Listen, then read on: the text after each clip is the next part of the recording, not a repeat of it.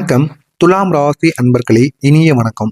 நீங்க உங்களுடைய வாழ்க்கையில எப்போதுமே எல்லாம் சரியா இருக்கணும் அப்படின்னு நினைக்கக்கூடிய ஒரு மனுஷங்களா இருப்பீங்க.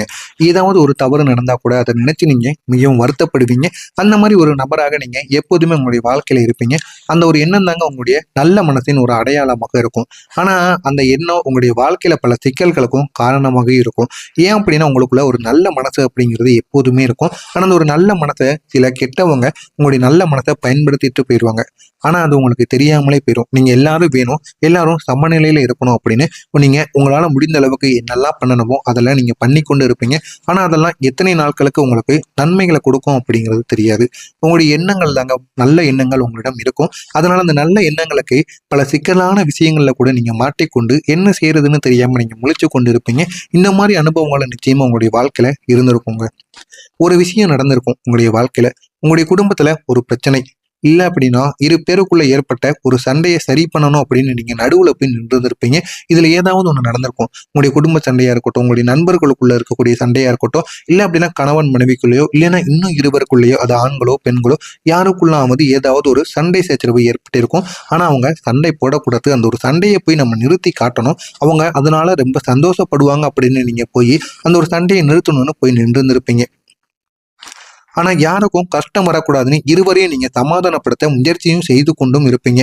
ஆனா நீங்க உங்களை பொறுத்தளவுக்கு எல்லாருமே சமநிலையா இருக்கணும், யாருக்கும் எந்த விதமான பிரச்சனைகளும் ஏற்படக்கூடாது அப்படிங்கிற ஒரு மனசுல நீங்க எப்பொழுதுமே சரிசமமா இருப்பீங்க. அந்த மாதிரி இந்த ஒரு பிரச்சனை நடக்கும்போது அவங்க இருவரையும் விளக்கிட்டு உங்க ரெண்டு பேருக்கும் எந்த பிரச்சனையும் வரக்கூடாது அப்படின்னு நீங்க சமநிலையா நின்று தீர்ப்பும் கோரிக்கொண்டு இருந்திருப்பீங்க. ஆனா முடிவுல இருவருக்கும் நீங்க புரியாம போயிருந்திருப்பீங்க. ஒருத்தர் நீங்க அவங்க பக்கம் நின்று இருந்ததாக நினைச்சு உங்க மீது சண்டை போட்டிருப்பாங்க. இன்னொருத்தர் நீங்க எங்களை புரிஞ்சுக்கல அப்படின்னு சொல்லிட்டு அந்த அந்த நாள் தாங்க உங்களுக்கு மிகப்பெரிய ஒரு அந்த ஒரு நாள் தான் உங்களுக்கு புரிஞ்சிருக்கும். எல்லாத்தையும் சரி பண்ணணுங்கிற ஒரு எண்ணம் தான் சில நேரங்களில் உங்களை காயப்படுத்தும் அப்படிங்கிறத உங்களுக்குள்ள உங்களையே புரிய வச்சிருக்கும். ஆனா நீங்க அவங்களுக்கு கூற போனது நன்மைகளை தான் கூற போனீங்க. ஆனா அதுல இருக்கக்கூடிய ரெண்டு பேருமே ஒவ்வொரு மாதிரி உங்களை தவறா நினைச்சுக்கிட்டு உங்களை தேவையில்லாத வார்த்தைகளால காயப்படுத்திட்டு உங்களுடைய வாழ்க்கையை விட்டு போயிருப்பாங்க. இந்த மாதிரி அனுபவங்கள் தாங்க உங்களுடைய நல்ல ஒரு எண்ணத்தால உங்களுக்கு தேவையில்லாத பிரச்சனைகள் நிச்சயமா ஏற்பட்டு கொண்டே இருக்குங்க. அது உங்களுடைய வாழ்க்கையில இன்னும் நடந்து கொண்டே இருக்கும். அதுல இருந்து உங்களால வெளியவும் வர முடியாது. இந்த மாதிரி அனுபவங்கள் உங்களுக்கு நிச்சயமாக இருந்திருக்குங்க. நீங்க அதிகமா யோசிப்பதால நீங்க தவறவிட்ட ஒரு முக்கியமான வாய்ப்புகள் இருக்கும். அந்த வாய்ப்புகள் என்ன தெரியுமா? முதல் வாய்ப்பா இருப்பது ஒரு நல்ல ஒரு வேலையவோ நல்ல ஒரு முன்னேற்றத்தையோ நீங்க தவற விட்டுருப்பீங்க. ஆனா அது உங்களை தேடி வந்திருக்கும். ஆனா அதை நீங்க பார்க்கும் பொழுது இதெல்லாம் எனக்கு இந்த அளவுக்கு ஒரு முன்னேற்றத்தை கொடுக்குமா அப்படின்னு அந்த ஒரு நேரத்துல உங்களுக்கு தோன்றி இருக்கும். அதனால இது சரியா இருக்குமா, இன்னும் நல்ல ஒரு வேலை கிடைக்குமா என்றுன்னு நீங்க அதிகமா யோசிச்சிருப்பீங்க. யோசிச்சு உங்க கையில் இருந்து கூட அந்த ஒரு வேலையானது நிச்சயமா போயிருக்கும். ஆனா அந்த ஒரு வேலையை நீங்க கைப்பற்றிருந்தீங்க அப்படின்னா உங்களுடைய வாழ்க்கை இப்போ நல்ல ஒரு நிலைமைக்கு நிச்சயமா போயிருக்கும். அதை நீங்களும் உணரவும் ஆரம்பிச்சிருப்பீங்க. இந்த மாதிரி ஒரு அனுபவங்களும் நிச்சயமா உங்களுடைய வாழ்க்கையில நடந்திருக்கும். இரண்டாவது வாய்ப்பு என்ன தெரியுமா? ஒரு நல்ல ஒரு உறவு நிச்சயமா உங்களுடைய வாழ்க்கையில வந்திருக்கும். அந்த ஒரு நபர் உங்களை புரிஞ்சு கொள்ள முயற்சி செஞ்சிருப்பாங்க. புரிஞ்சு கொள்ள முயற்சி செஞ்சாலுமே நீங்க தயக்கத்தால் அந்த ஒரு உறவை பிடித்து நிற்க முடியாமல் போயிருக்கும். நீங்க அந்த உறவின் மீது உங்களுடைய தயக்கத்தை நீங்க காட்டியிருப்பீங்க. அந்த தயக்கத்தால என்ன செய்யறது ஏது செய்யறதுன்னு தெரியாம தேவையில்லாத பிரச்சனைகளுக்கு உங்களை ஆளாக்கி இருக்கும். இந்த மாதிரி சில செயல்களும் உங்களுடைய வாழ்க்கையில நடந்திருக்கும். ஆனா அந்த ஒரு உறவை நீங்க பிடிச்சு வச்சிருந்தீங்க அப்படின்னா உங்களுடைய வாழ்க்கையில ஒரு தெளிவையும் நல்ல ஒரு பாதையையும் நிச்சயமா அந்த ஒரு உறவு உங்களுக்கு காமிச்சிருக்கும். ஆனா அந்த ஒரு உறவும் உங்களுடைய வாழ்க்கையில இப்ப இல்லாம போயிருக்கும். மூன்றாவது வாய்ப்பு உங்களுடைய வாழ்க்கையில இருப்பது ஒரு முயற்சி இல்லைன்னா ஒரு கனவாக இருக்கும். அதை நீங்க அந்த ஒரு முயற்சியையோ ஒரு கனவையோ நீங்க ஆரம்பிக்க நினைச்சிருப்பீங்க. ஆனா அது பின்னாடி பண்ணலாம் அப்படின்னு நீங்க தள்ளி போய்க்கொண்டே இருந்திருக்கும். ஆனா உங்களை பொறுத்தளவுக்கு ஒரே ஒரு செயல் இல்லைங்க. நீங்க எதையாவது பண்ணணும் அப்படின்னு முடிவு எடுத்துட்டீங்க அப்படின்னா உடனே பண்ணிடுங்க. இதுக்கப்புறம் பண்ணிக்கலாம், பொறுமையா பண்ணிக்கலாம். உங்களுடைய வாழ்க்கையில நீங்க தள்ளி போட ஆரம்பிச்சீங்க அப்படின்னா எதையுமே நீங்க பண்ண மாட்டீங்க. உங்களுடைய வாழ்க்கையில் இருக்கிறத மட்டும்தான் நீங்க இழந்து கொண்டு இருப்பீங்க. அது உங்களுக்கு இப்போது தெரியாது, போக போக தான் உங்களுடைய வாழ்க்கையில உங்களுக்கு புரிய ஆரம்பிக்கும். எனவே நான் கூறுவது ஒன்னே ஒண்ணுதாங்க. நீங்க ஏதாவது ஒண்ணு பண்ணணும்னு நினைச்சீங்கன்னா உடனே பண்ணுங்க. உடனே பண்ணா மட்டும்தான் உங்களுடைய வாழ்க்கையில அது உங்களுக்கு வெற்றியை கொடுக்கும். பொறுமையா பண்ணலாம் போய்க்கொண்டே இருந்தீங்கன்னா உங்களுடைய வாழ்க்கை தான் போய்க்கொண்டே இருக்குங்க. நீங்க எல்லாருக்கும் நல்லவனா இருக்கணும் அப்படின்னு முயற்சி செய்யக்கூடிய ஒரு நபரா இருப்பீங்க. ஆனா நீங்க உங்களையே இழந்த சம்பவங்கள் நிச்சயமாக இருக்கும். அதுவும் 5 எண்ணிக்கையில இருக்கும். முதல் எண்ணிக்கை இருப்பது என்ன தெரியுமா? உங்களுக்கு பிடிக்காத விஷயத்தையும் சரின்னு நீங்க ஒத்துக்கொள்வீங்க. அது எதற்காக? நீங்க உங்களுக்கு பிடிச்ச நபர்களுக்காக உங்களுடைய பிடிக்காத விஷயங்களையும் நீங்க சரின்னு ஒத்துக்கொள்வீங்க. இது அவங்க நல்லா இருக்கணும், அவங்களுடைய மனசுக்கு நம்ம துரோகம் பண்ணக்கூடாது அப்படிங்கிற ஒரு காரணத்தால மற்றவங்களுக்காக நீங்க வாழ ஆரம்பிச்சிருப்பீங்க. இது முதல் விஷயமா இருக்கும். இரண்டாவது விஷயமா உங்களுடைய வாழ்க்கையில இருப்பது என்ன தெரியுமா? உங்களுடைய நேரத்தை எல்லாத்துக்காகவும் நீங்க கொடுத்து உங்களுக்கான ஒரு நேரத்தை நீங்க இழந்திருப்பீங்க. அவங்களுடைய வேலைகளையும் சரி, அவங்களுடைய குடும்பத்துக்காகவும் எல்லாத்துக்கும் அவங்க பாடுபடுவாங்க. அவங்க கூட சேர்ந்து நீங்களும் அவங்க நல்லா இருக்கணும் அப்படின்னு நீங்க முயற்சி செய்வீங்க. ஆனா இந்த ஒரு நேரத்துல நீங்க சந்தோஷமா இருப்பீங்க. ஆனா ஒண்ணு உங்களுக்கு பிற்காலத்துல தெரிய ஆரம்பிக்கும். நான் உங்களுக்காக போய் அந்த ஒரு இடத்துல இல்லாம போயிருந்தா, இப்போ என்னுடைய வாழ்க்கையை நிச்சயமா மாறி இருக்கும்.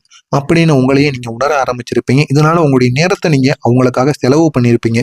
அது உங்களுக்கு ஆரம்பத்துல நல்லா இருக்கும். ஆனா பிற்காலத்துல உங்களுக்கு போக போக அது உங்களுக்கு கஷ்டத்தை நிச்சயமா ஏற்படுத்துங்க. 3வது விஷயமா இருப்பது என்ன தெரியுமா? உங்களுடைய உண்மையான உணர்ச்சிகளை மறைச்சு வச்சிருப்பீங்க. உங்களுடைய மனசுக்குள்ள 1000 உணர்ச்சிகள் இருக்கும். ஆனா அது நீங்க வெளியே காட்டாம அது உங்க உள்ளுக்குள்ளேயே நீங்க வச்சிருப்பீங்க. அவங்களும் அது உங்களோட மனசுக்குள்ள ஏதாவது இருந்தா சொல்லு அப்படின்னு ஒரு வார்த்தை கூட கேட்க மாட்டாங்க. அது உங்களுக்கு மிகப்பெரிய ஒரு கெடுதல்களாக நிச்சயமா இருக்கும். 4வதா இருப்பது உங்களுடைய முடிவுகளை மற்றவங்களுக்காக நீங்க மாத்திருப்பீங்க. ஆனா இது வரைக்கும் உங்களுடைய குடும்பத்துக்காகவோ, உங்களுக்கு பிடிச்ச உங்க குடும்பத்துக்காகவோ, உங்களுடைய மனைவிக்காகவோ, உங்களுடைய கணவனுக்காகவோ நீங்க எந்த விதமான முடிவுகளையும் நீங்க மாத்திருக்க மாட்டீங்க. ஆனா இப்ப புதிதா வரக்கூடிய நபர்கள் மூலம் உங்களுடைய முடிவுகளையே நீங்க மாத்துவீங்க. அந்த அளவுக்கு அவங்க மீது நீங்க ஒரு பாசமாக இருப்பீங்க. 5வது இருப்பது என்ன தெரியுமா? உங்களுக்கான பாதையை விட்டுட்டு மற்றவங்களுடைய எதிர்பார்ப்புக்காக நீங்க வாழ்ந்து கொண்டு இருப்பீங்க. ஆனா அந்த ஒரு செயல்ல உங்களுக்கு விருப்பமே இருக்காது. இருந்தாலும் அவங்களுக்காக நீங்க வாழுவீங்க. இதுவும் உங்களுக்கு தேவையில்லாத ஒரு பிரச்சனையை நிச்சயமா கொடுக்கும். இந்த 5 சம்பவங்கள் தாங்க உங்களுக்கு ஒரு நாளை நீங்க உணர்ந்திருப்பீங்க. நான் என்ன மறந்து வாழ்றேன் அப்படிங்கிறத உங்களுக்குள்ள நீங்களே உணர ஆரம்பிச்சிருக்கும். இதுவும் உங்களுடைய வாழ்க்கையில மிகப்பெரிய ஒரு பிரச்சனையை நிச்சயமா உங்களுக்குள்ள ஏற்படுத்தியிருக்கோங்க.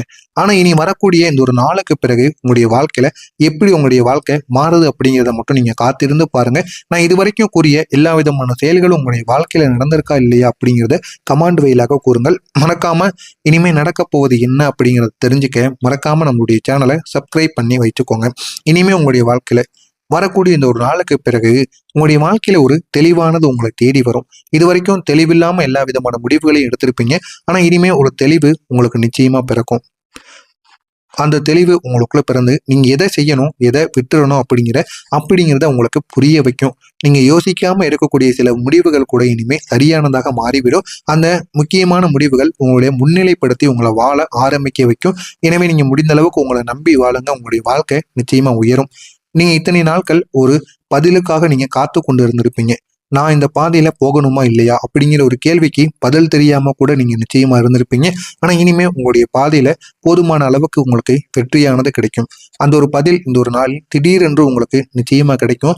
அது நீங்க நம்புற ஒரு வழியாகத்தான் சரியாக இருக்கும் அப்படிங்கிறத உங்களுக்கு புரிய வைக்கக்கூடிய ஒரு தருணமா நிச்சயமா உங்களுடைய வாழ்க்கையில் இருக்கும். உங்க வாழ்க்கையில சின்ன மாற்றம் தான் நடக்கும். மற்றவங்களை விட என்னை நான் கேட்கணுங்கிற ஒரு முடிவை உங்களுக்கு எடுக்க வைக்கும். இது உங்களுடைய வாழ்க்கையை பெரிய அளவுக்கு நிச்சயமா கொண்டு போகும். பெரிய அளவுக்கு கொண்டு போய் உங்களுடைய வாழ்க்கையை அது மாற்றக்கூடியதா நிச்சயமாக இருக்குங்க. அந்த ஒரு நாளுக்கு பிறகுதான் உங்களுடைய வாழ்க்கையில நீங்க உங்களை நம்ப ஆரம்பிப்பீங்க. நம்பி அது உங்களுடைய வாழ்க்கையை நிச்சயமா நல்ல ஒரு நிலைமைக்கும் கொண்டு போகுங்க. எனக்கு நான் போதும் அப்படிங்கிற உணர்வை உங்களுக்குள்ள நிச்சயமா கொண்டு வரும். கொண்டு வந்து அது உங்களுடைய வாழ்க்கையை நிச்சயமா உயர்த்துங்க. நீங்க சில விஷயங்களையும் சில மனிதர்களையும் விட்டால்தான் முன்னேற முடியும் என்பதை இந்த ஒரு நேரத்துல நீங்க புரிஞ்சு கொள்வீங்க. ஆனா அது உங்களுக்கு ஆரம்பத்துல புரியாது. போக போக தான் உங்களுக்கு புரியும். உங்களை மதிக்காத உறவுகளையும் சரி, உங்களுடைய குழப்பமான சூழ்நிலைகளையும் இவை எல்லாத்தையுமே நீங்க விட்டீங்க அப்படின்னா உங்களுடைய வாழ்க்கை நிச்சயமா தெளிவான ஒரு பாதைக்கு நிச்சயமா போக ஆரம்பிக்கும். நீங்க உங்களுடைய வேலையில தவறு பண்ணக்கூடாது அப்படின்னு நினைச்சு உங்களை நீங்களே தடுத்துக்கிட்டே இருப்பீங்க. தவறுகள் நடந்தாதான் அந்த ஒரு தவறுகள் மீண்டும் நடக்காம உங்களால திருத்த முடியும். தவறுகள்லாம் என்னன்னே தெரியாம உங்களுடைய வாழ்க்கையை நீங்க வாழ்ந்து கொண்டே இருந்தீங்க அப்படின்னா பிற்காலத்துல சின்ன தவறுகள் ஏற்பட்டா கூட அதை நினைச்சு நீங்க மிகவும் வருத்தத்துக்கு உள்ளாக்கப்படுவீங்க. அதனால முடிஞ்ச அளவுக்கு தவறுகளை பண்ணுங்க.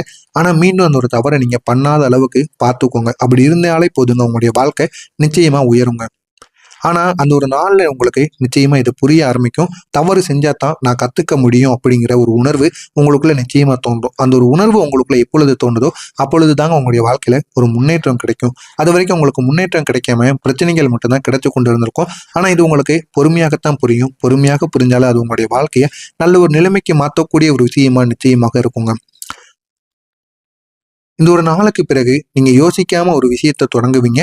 அந்த ஒரு விஷயம் ஒரு வேலையா இருக்கலாம், இல்ல அப்படின்னா ஒரு முயற்சியாக கூட இருக்கலாம், ஒரு உறவா இருக்கலாம்.